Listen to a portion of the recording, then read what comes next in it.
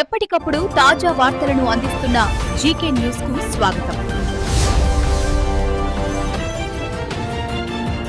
GK news కి స్వాగతం. అమరజీవి శ్రీ పొట్టి శ్రీరాములు గారి 125వ జయంతి సందర్భంగా ఆయనకు ఘన నివాళులు అర్పించిన కేంద్ర పౌర విమాన శాఖ మంత్రి రామ్మోహన్ నాయుడు ఆంధ్ర రాష్ట్ర సాధన కోసం పొట్టి శ్రీరాములు చేసిన ఆమరణ నిరాహార దీక్ష మరియు ప్రాణత్యాగాన్ని స్మరించారు. ఆయన జీవితం మొత్తం ఒక ఉద్యమంగా నిలిచిందని పేర్కొన్నారు. ఇప్పటికీ ప్రజలకు స్ఫూర్తిదాయకమని చెప్పారు. స్వాతంత్ర సమరంలో ఉప్పు సత్యాగ్రహం, క్విట్ ఇండియా ఉద్యమాల్లో ఆయన పాత్రను గుర్తు చేశారు. హరిజనోద్ధరణ, దేవాలయ ప్రవేశం, మద్యపానం నివారణ, పారిశుద్ధ కార్మికుల హక్కుల కోసం చేసిన పోరాటాన్ని ప్రస్తావించారు. స్వాతంత్రం తరువాత ప్రత్యేక తెలుగు రాష్ట్రం కోసం ఆయన చేసిన నిరాహార దీక్ష ఎంతో కీలకమని పేర్కొన్నారు.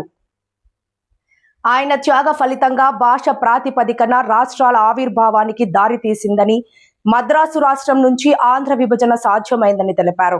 అమరావతిలో 58 అడుగుల పొట్టి శ్రీరాములు విగ్రహాన్ని కూటమి ప్రభుత్వం ఆవిష్కరించిందని అన్నారు.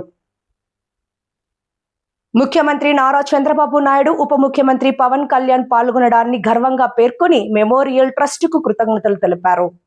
తెలుగు జాతి ఆత్మ గౌరవాన్ని స్మరించుకుంటూ జై ఆంధ్రప్రదేశ్, జై హింద్ నినాదాలతో సందేశాన్ని ముగించారు. అందరికీ నమస్కారం. అమరజీవి శ్రీ పొట్టి శ్రీరాములు గారి 125వ జయంతి సందర్భంగా ఆ మహనీయుడిని గుర్తు చేసుకుంటూ వారికి నివాళులు అర్పిస్తున్నాను. పొట్టి శ్రీరాములు గారి పేరు వినగానే మనందరికీ కూడా గుర్తు వచ్చేది ఆంధ్ర రాష్ట్ర సాధన కోసం వారు చేసిన ఆమరణ నిరాహార దీక్ష మరియు ప్రాణత్యాగం. ఆయన జీవితమే నిరంతరం ఒక ఉద్యమంగా కొనసాగింది. ఇప్పటికీ కూడా ప్రజలకి ఒక స్ఫూర్తిదాయకంగా నిలిచింది.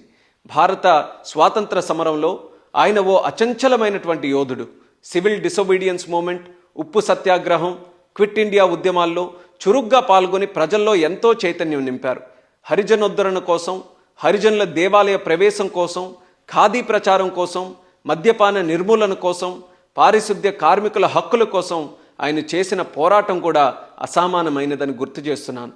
స్వాతంత్రం వచ్చిన తర్వాత తెలుగు ప్రజలు స్వాభిమానంతో జీవించాలనే సంకల్పంతో ప్రత్యేక తెలుగు రాష్ట్రం కోసం 58 రోజుల పాటు ఆమరణ నిరాహార దీక్ష చేసినటువంటి యోధుడు శ్రీ పొట్టి శ్రీరాములు గారు.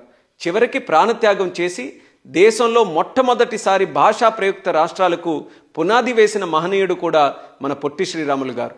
ఆయన ఆశయం, ఆయన ప్రాణత్యాగం వల్లే అప్పటి మద్రాసు రాష్ట్రం నుంచి వేరుపడి ఆత్మగౌరవంతో బ్రతికేలా మనకంటూ ఒక తెలుగు రాష్ట్రాన్ని మనమందరం సాధించుకున్నాం.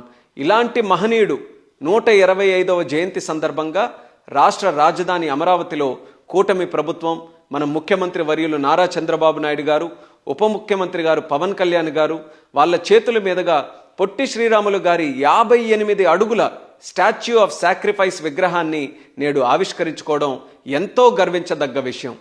భారత తరాలకి వారి గురించి, వారి త్యాగం గురించి తెలిసేలా ఈ స్టాచ్యూ ఆఫ్ సాక్రిఫైస్ చరిత్రలో నిలిచిపోతుంది. ఈ విగ్రహ ఏర్పాటుకు సహకరించిన మన ముఖ్యమంత్రి నారా చంద్రబాబు నాయుడు గారికి, కృషి చేసిన అమరజీవి పొట్టి శ్రీరాములు మెమోరియల్ ట్రస్ట్ సభ్యులందరికీ ప్రత్యేక ధన్యవాదాలు తెలియజేసుకుంటున్నాను. తెలుగు జాతి ఆత్మ గౌరవం కోసం ప్రాణత్యాగం చేసిన ఆ మహనీయుడిని మరొక్కసారి స్మరించుకుంటూ 125వ జయంతి సందర్భంగా ఘన నివాళులు అర్పిస్తున్నాను. జై హో అమరజీవి పొట్టి శ్రీరాములు గారు, జై ఆంధ్రప్రదేశ్, జై హింద్, జై భారత్.